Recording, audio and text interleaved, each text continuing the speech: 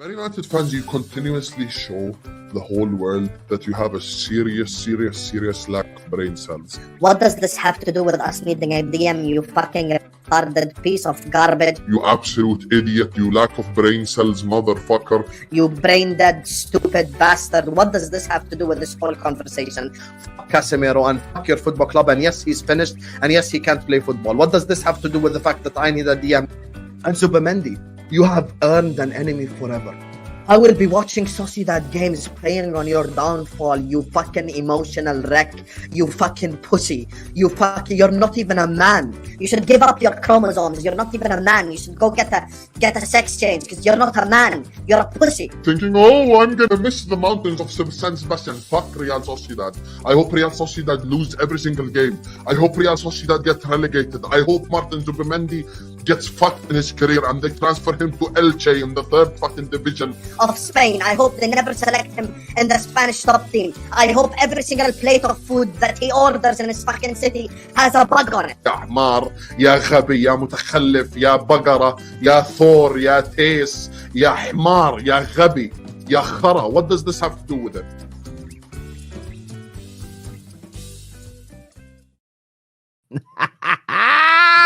Welcome back to Straight Facts, people. It's the HUSAM barbecue. Mo, welcome, HUSAM. It's been an interesting 48 hours for you, mate. Interesting is not the word to put it, to be honest with you. I've seen my face everywhere. Every Twitter account has been posting my face, you know, with different clips, to be fair. But yeah, we're here. We got rejected again. And this is going to be a long summer, man, and a long season. Cannot wait. I hear you. And Mo, of course, welcome, my friend. Hope you're good. Alhamdulillah. Open bracket, add Zubimendi, close bracket. And then we'll start the show, bro. It's 5 names now, 5 big names, Habibi. It's crazy. And look, we've got a lot to talk about. Arsenal planning and plotting a new bid for Marino to get that deal done. Ugarte to United is close. Chelsea moving forward with the HUSAM deal. And we're going to get into all of that, plus get the boys' opinion about the start of the Premier League season. That's just literally 2 days away now. But we have to start with the rejection. We have to start with what went wrong for Liverpool. What's next for Liverpool? Especially now you've calmed down a little bit, HUSAM, and you've kind of had, gone and got a haircut, had a little trim. I know it because you were looking like, I did think you looked a bit like Screech from Saved by the Bell the other day. You had that sort of look about you, but you got rejected. You guys have taken a beat down online, but what's next for Liverpool? I mean, I first of all, I need to understand all these like comparisons you make because I don't watch half of these shows that you talk about, so I don't even know who it is you're referring to. I hope they don't look like shit, but anyway, yeah, I had to go get a haircut as well, but another year, the same story again. I thought it was different this time with the Edwards and Hughes and different kind of sporting directors and direction. I think this is just a massive sign of incompetence yet again on all levels from a Liverpool perspective.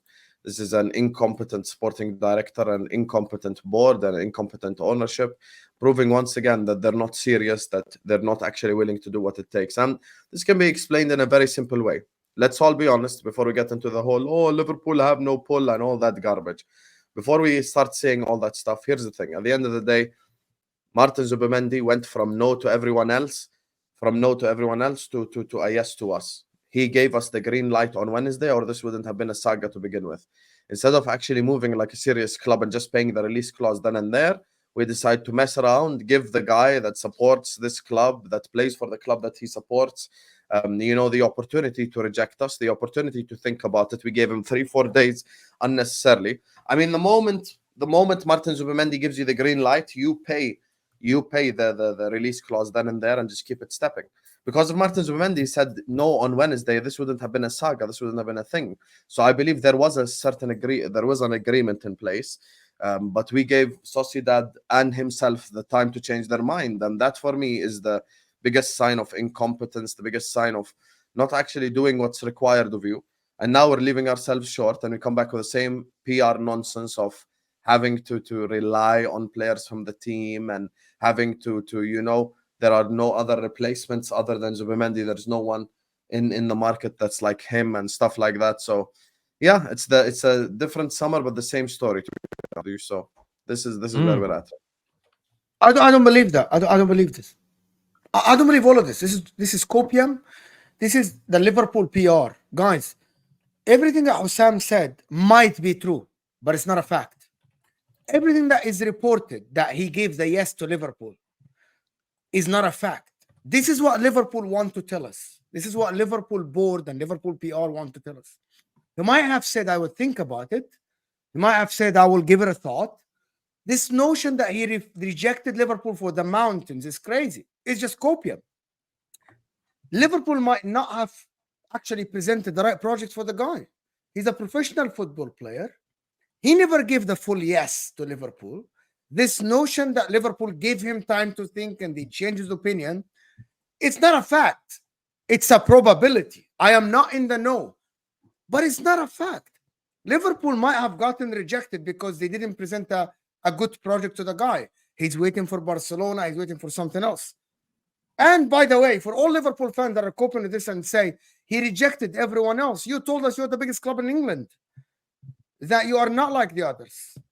And I'm not here to cook HUSAM, right? HUSAM did not negotiate with the guy. I'm here to cook HUSAM for one thing. It was Jurgen Klopp who was dealing with the transfers. It was Jurgen Klopp was the problem. Now we have Michael Edwards and Richard Hughes. Now we got the guys that run the club well. Literally now, they say they are trying to absolutely, when I don't know the word in English, but they're trying to, they put the cortisone on the wound.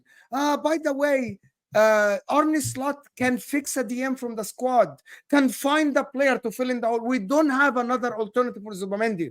Zubimendi is not the best player in the world. He wasn't even a starter for the Spanish national team. He wasn't even ahead of Fabian Ruiz. Fabian Ruiz is out there. You could sign another midfielder. They wanted a target. He didn't want to go at the end. And they don't want to be embarrassed again, maybe. But this notion that Liverpool PR are telling their fans, and I'm not talking about Sam, I'm talking about everyone else. By the way, he rejected us for the mountains. That's not a fact. That's not a fact. It's a professional football player. Are you calling him stupid? No, bro. I don't believe that. Here's the thing, Mo. You know, here's the thing. You said it last week yourself. There is no smoke without fire. At the end of the day, if the guy said no on Wednesday, it would have been just a rejection and would have just kept it stepping.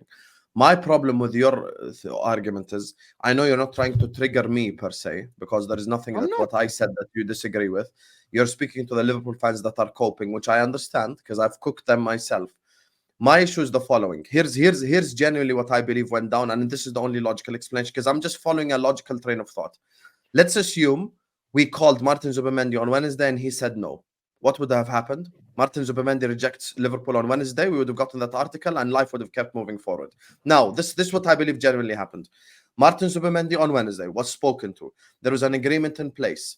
But instead of us paying the release clause then and there, we decided to go back to negotiating so we could amortize the fee over a 4 or 5 year period, therefore giving Sociedad 3-4 days to actually convince the guy, to actually change the guy's mind. He himself had 3-4 days to talk with his family, to talk with the people around him, to just, because he is, at the end of the day, he is a Sociedad fan. He plays for the club in his local city. So it's not easy to convince him, as Bayern have found out, as Arsenal have found out, as Man United have found out.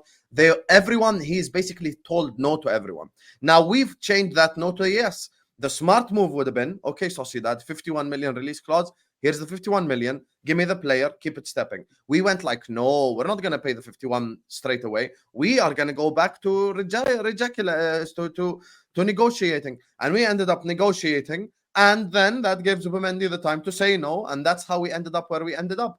And the bigger disaster, Mo, is not even the Zubimendi stuff alone. The bigger disaster is the stuff that Mo's saying, which is the reported news via the Paul Joyces of the world and other Liverpool, journalists that, Liverpool don't find the DM in the market that is like Zubimendi. My brother, respectfully, we employ Wataru Endo, We have no other DM in the whole team. There is massive upgrades. This is a buy. It's easy to buy DMs. It's not a problematic position. I can name about 5, 6, 7 DMs. Terry can name 5, 6, 7. Mo can name 5, 6, 7 DMs that massively and drastically improve Liverpool Football Club. So to act like, oh my God, there is no other DM other than Zubimendi. You know, Liverpool Football Club were much better for multiple reasons 4 or 5 years ago with Michael Edwards. I'll tell you guys why.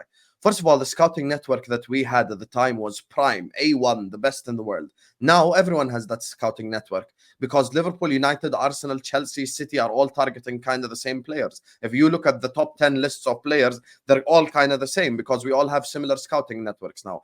And what made Liverpool special was the fact that if the plan A didn't work, we always went for plan B. Götze, Brandt, Zielinski were all plan A's. Plan B's were Gini Wijnaldum, Robertsons. And by the way, I actually found out that Alisson was a plan B because we wanted to go in for Jack Butland. See, people don't remember this. Alisson, who's the best keeper in the world right now, was a plan B. Mo, who's the best forward / best player in the league for the last 7 years, was a plan B. Sadio Mane, who won the Golden Boot, who contributed to Liverpool winning, was a plan B. Wijnaldum, who had all those incredible moments for Liverpool, was a plan B. The bigger issue is not getting rejected by plan A. The bigger issue is you telling me that there is no plan B. That, for me, is the bigger issue because you cannot tell me it's either Zubimendi or bust. There is no other improvement. That's kind of just absolute horseshit. No, I agree. I agree, boys. And I think that for years, I always made a joke about it. And I refer to Liverpool as sort of communist Merseyside. There's a little bit, literally all from, you guys seen the film? I think it's called Child 4-4 with Tom Brady. Tom Brady, Tom Hardy's in it and a few other top actors. And there's a scene, this little boy in the movie is murdered and found by a railway track. Found like 300 meters away from a railway track. And they tell the parents that your son was hit and killed by a train. And they asked this question, and it made me laugh at the time because I was a lot younger watching it. It was, well, how did my son getting hit by a train take all these clothes off, right? And the policeman just responds with, well, we all live in paradise. So you're not suggesting it was murder? And they went, well, yes, we live in paradise. Murder can't happen here. And it made me like research what was actually going on in that part of the world during those times. These things were said. Well, there can be no murder. There can be no major crime because you live in paradise. And in paradise, nothing bad happens. Liverpool's PR has used the same mental gymnastics. Well, we're perfectly run.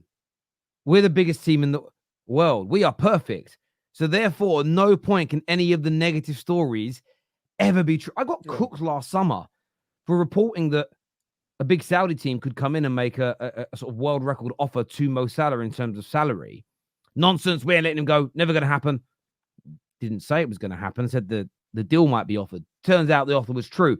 Liverpool fans, I get there's protecting your football club and not wanting other people to slag it off. And I understand it so deeply. However, there are times where you've got to wake up and smell the coffee. What they've said about bringing in no other 6. They've told you they need a 6. Now they're not going to bring one in. Instead, they're going to spend £30 million on a goalkeeper that you do not need. They're going to drop 30 million on that and then loan him out as an example. It's not good enough. I still think you're in the top 4. I still think you'll be in the title race for a period of time next year. But getting over the line, you haven't just got to beat City. You've also got to finish ahead of Arsenal as well that are really good. So it's harder now than at any other point in the Klopp era to try and win the league. You need these signings, and allowing the club to pull the wool over your eyes with lies is crazy.